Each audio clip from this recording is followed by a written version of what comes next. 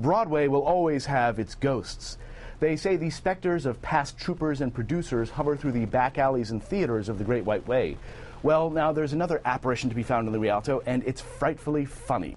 The play is Blithe Spirit, the Champagne Light supernatural farce by Noel Coward, and it should continue to haunt the Schubert for a good long time.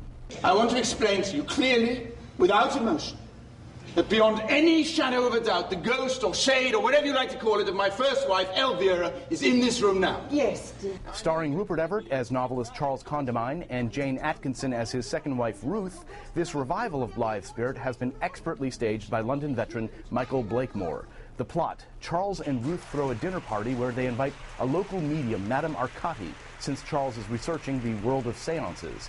Arcati is played by none other than the legendary Angela Lansbury, and really, this is your chance to see a theatrical icon late in her career delivering a daffy, freewheeling comic performance. I'm afraid I'm rather late, but I had a sudden presentiment that I was going to have a puncture, so I went back to pick up my pump. And then, of course, I didn't have a puncture at all.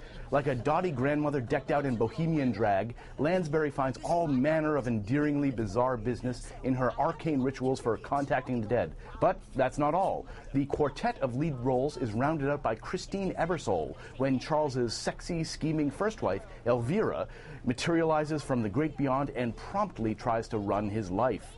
Only Charles can see or hear Elvira, leading to all sorts of misunderstandings. Coward proceeds to shake up these intoxicating ingredients as only a master martini maker can. Besides the excellent principals, Susan Louise O'Connor makes an amusing Broadway debut as the excitable servant Edith.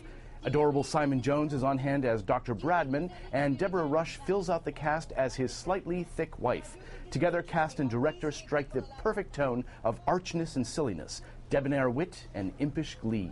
You should at least be a little more pleased to see me. After all, you conjured me up. I did nothing of the sort. Nonsense, of course you did. That awful child with a cold came and told me you wanted to see me urgently.